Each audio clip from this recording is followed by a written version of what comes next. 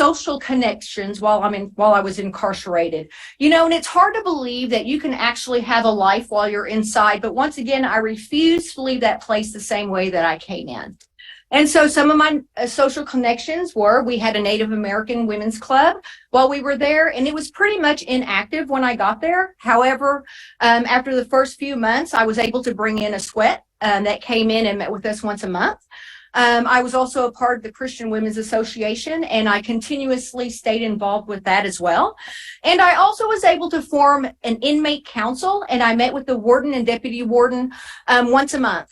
And so the part of the meeting with the inmate council was to be able to let them know about what the problems were with the women. Now, I don't want to hear about you don't have enough toilet paper, right? Because, prison life is just really strictful.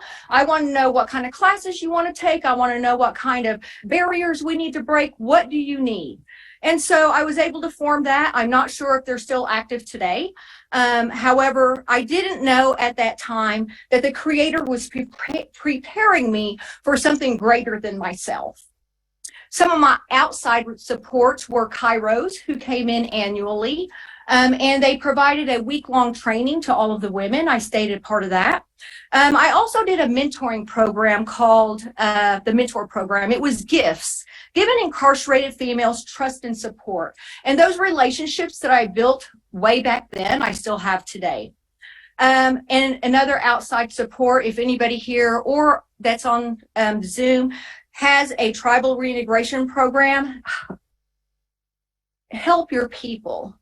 One of the things that I was able to do, because I knew that I refused to leave that place the same way that I came in, was that I connected with my reintegration person. I sent her every certificate I have. I sent her every transcript I had. I sent her a picture of myself, because through the Native American Women's Club, one of the things that I was able to do was let us take pictures so that way our kids can see us. We're incarcerated, our children aren't incarcerated. And so I would send her a picture of me as time went on. And then I really got connected with her whenever I was able to come home, because she even went and spoke on my behalf on my parole.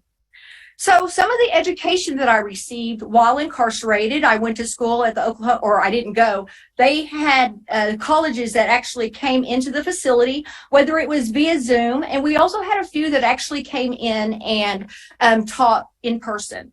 And so I have credits from the Oklahoma City Community College, Rose State College, Connor State College, and I could not have done that with my tribal support. So here's another thing: whenever it comes to your tribal reintegration program and you start to meet with your relatives that are incarcerated, just make sure that you tell them that, hey, we have a higher education program here. We will pay for your college while you're in there, especially if it's tribal funds. We can do that, because these are our families that are coming back to where we are at.